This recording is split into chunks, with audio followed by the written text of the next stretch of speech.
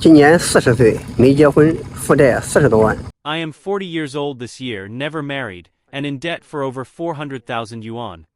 Hello, everyone. I'm from Hunan, 41 years old, without a house, a car, money, a wife or children, and I'm also over 400,000 yuan in debt. Many people might wonder, how did you end up living so miserably? Having nothing and owing a large amount of debt? Let me tell you my story. I was born in 1983, and in 1999, when I was 16, I dropped out of school. Back then, it wasn't like now where you could just pack a bag and head out to find a job. At that time, if you didn't have relatives or friends around, you wouldn't even know where to start. There was a kiln factory in our village, and I loaded bricks there for 2 years. In September 2001, a relative introduced me to Shanghai. He told me how prosperous Shanghai was, and how easy it was to make money there. I was eager to go, so I followed him to Shanghai. Shanghai was indeed bustling, but making money wasn't as easy as I'd imagined. Maybe due to our limited abilities, we tried many types of work but didn't make much money. We helped people move houses, handed out flyers, put up small advertisements on the street, shined shoes, set up street stalls, and even sold stamps, but none of it made any money. Later, my relative moved to another city. I went to a small restaurant as an apprentice. The restaurant was called Harbin Dumpling House. The owner and his wife were both from the Northeast. They were very nice people and treated me well. Our agreed working hours were from 9 a.m. to 9 p.m., with a monthly salary of 200 yuan. I was called an apprentice, but I was actually a general laborer. I worked harder than a waiter, doing everything from washing dishes, washing vegetables, killing fish, clearing tables, and mopping floors.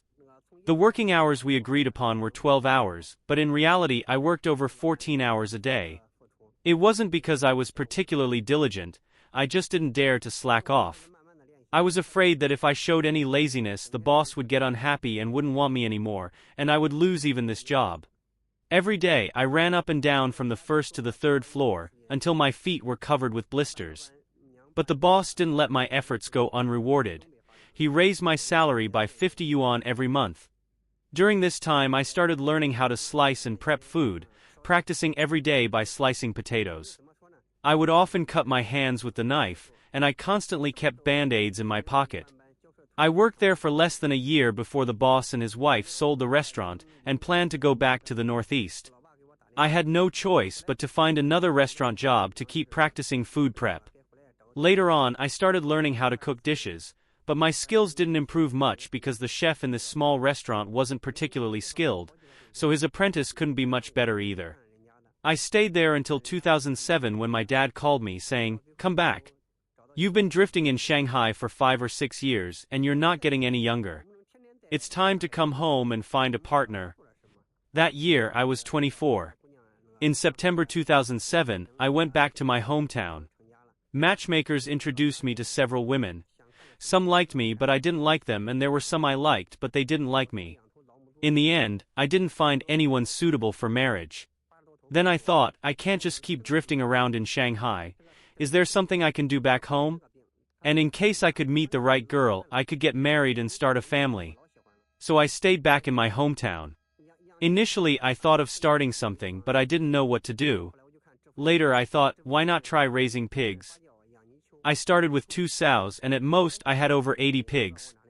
Although 80 pigs aren't a lot, raising pigs is very troublesome because they are always getting sick, one after another. The county's veterinary station people liked me a lot because my pigs were constantly sick. Raising pigs also produced a large amount of manure with nowhere to dispose of it. Later, I read some books about agricultural prosperity. They mentioned that pig manure could be fermented to raise loaches and earthworms. I thought if I raise earthworms, I wouldn't know where to sell them, so why not try loaches instead? There were a few acres of rice fields in front of my house.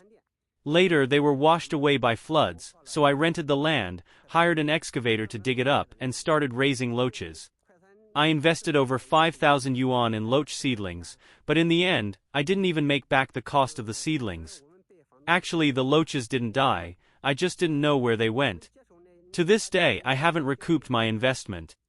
Well, later I felt that raising pigs wasn't working either. So in 2009, I went to Zhengzhou to open a small fast food restaurant. Back then, there were no online ordering platforms like today, and my restaurant specialized in delivery. This kind of fast food was already popular in Shanghai, but it hadn't caught on in Zhengzhou yet. Unexpectedly, we were deceived by the landlord in the contract. The place we had just rented for the restaurant was about to be demolished. But we didn't know that at the time, and I didn't check carefully. The landlord had done a lot of manipulation in the contract, and we couldn't tell. At that time I was only about 25 or 26, and I didn't have any friends around who knew much about these things. As a result, I only operated for a few months before it was forcibly demolished, losing 40,000 to 50,000 yuan. Back then, 40,000 to 50,000 yuan was a lot of money. A chef in Zhengzhou earned just over 1,000 yuan a month. Later I couldn't stay in Zhengzhou, so I returned home and started growing mushrooms. I didn't lose money on mushrooms, but mushroom farming was very troublesome. It required too many workers, and even with my family helping out we couldn't keep up. Also, if you farm mushrooms in small quantities you don't make money. If you grow a lot, all the money goes to the workers. Then I thought, this isn't working either. So I continued reading books and watching agricultural prosperity shows like Countryside World, constantly researching various rural wealth projects. I saw on TV that free-range chicken farming in the forest was promising, so I thought, why not raise chickens?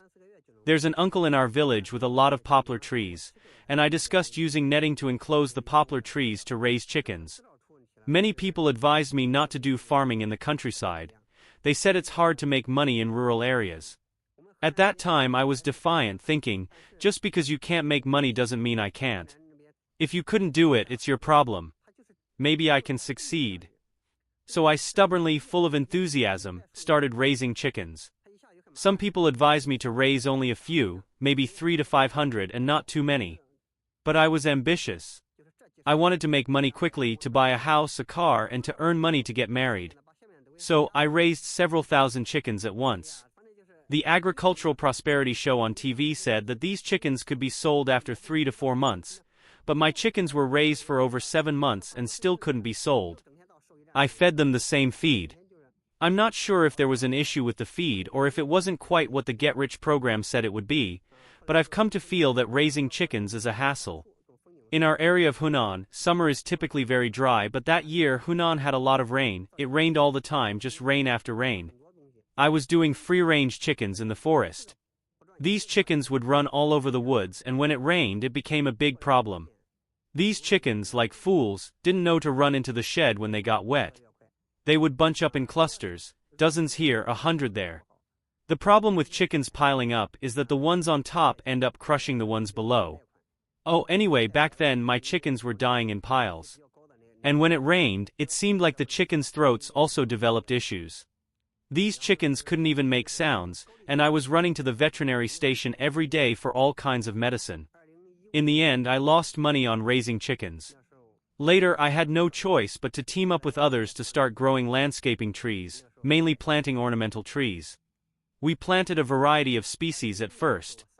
At the time, I thought I'd try multiple projects. If this one didn't make money, maybe that one would. You know, if the east isn't bright, maybe the west will shine. Only later did I realize I had walked into a huge misconception. The more projects you take on, the faster you lose money. If you try to do everything, you end up doing nothing well. I was always short on money, so I began borrowing from everywhere. When I couldn't borrow any more, I turned to loans. Eventually, even the banks stopped lending to me. I then turned to private lenders, the kind with high interest. Essentially, it was loan sharks.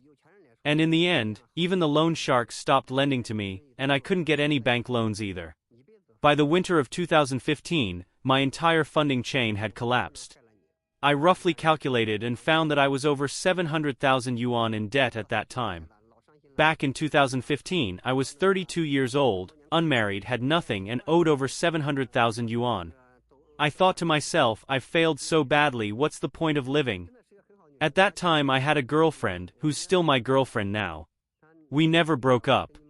She was still in college then, and I told her, let's break up.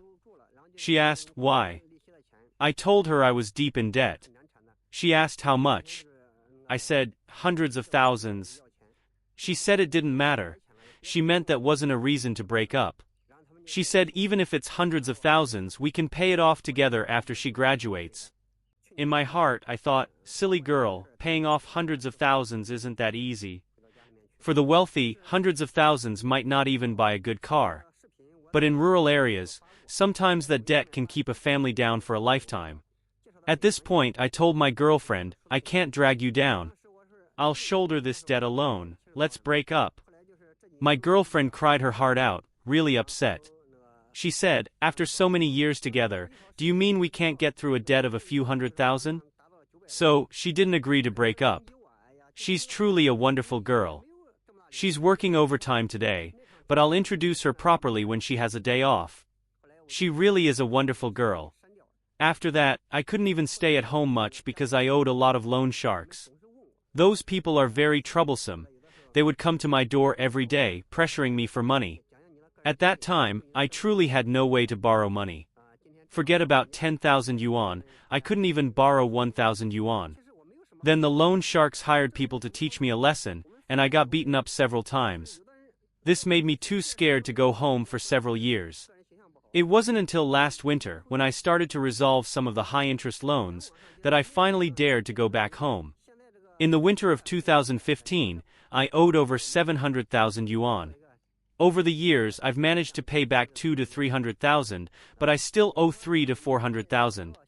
When I shared my real-life experience, many people criticized me, saying I had failed in life because I owed so much debt. Actually, I don't have anything to hide, right? Some people think that talking about my debt is shameful or bad for my personal image. But I haven't stolen or robbed anyone, so there's nothing I can't talk about. I just want to be true to myself and not hide anything. So this is my real personal experience.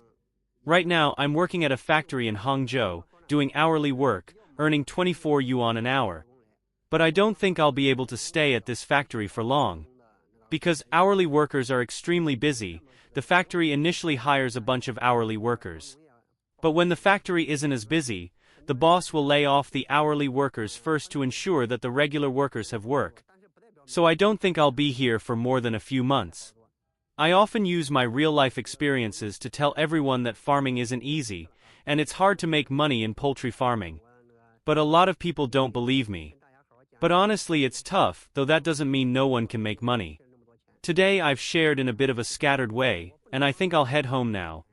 What I've shared today can't help everyone make money, but with all the pits I've fallen into over the years, maybe I can help people avoid falling into them again.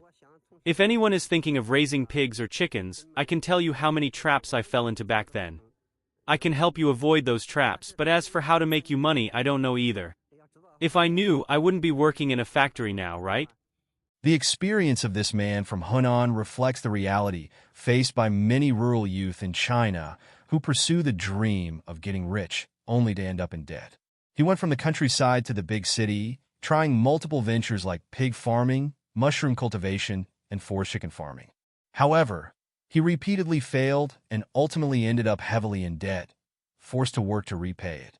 His failures were not simply due to bad luck, but stemmed from a blind trust in get-rich-quick projects and a lack of systematic learning, leading him to repeated trial and error, eventually falling into the trap of high-interest loans. His girlfriend's unwavering support is touching, but it also raises concerns that this persistence may cause her to bear the debt as well. The popular wealth programs and agricultural projects in society create the illusion of overnight wealth, but for inexperienced rural youth, they are often traps. His story prompts reflection. Do genuine opportunities for wealth exist in rural areas, or are they merely an illusion? Finally, I would like to offer this man some advice. You have tried many industries, demonstrating your relentless pursuit, but it has also come at the cost of time and debt. Rather than continuing with frequent trial and error in unfamiliar fields, it would be better to choose a field you are relatively skilled in or familiar with and focus on developing within it. Accumulate experience and resources to avoid excessive expansion that could break your financial chain. At this stage, your age and energy no longer allow for detours. You should reduce the cost of trial and error and find a clear direction to advance steadily. Furthermore, since your girlfriend has been by your side all this time, it is recommended that you formalize your commitment to her as soon as possible. This would be a sign of respect to her and demonstrate your willingness to take on family responsibilities. By building a family and working steadily, you can gradually overcome your difficulties and achieve a real transformation in life. What do you think of this man's experience? Feel free to leave your comments. I would love to hear your thoughts. If you like this video, please like and subscribe to our channel. Your support is very important to us, and we will continue to bring you better content. Thank you once again for watching, and see you next time.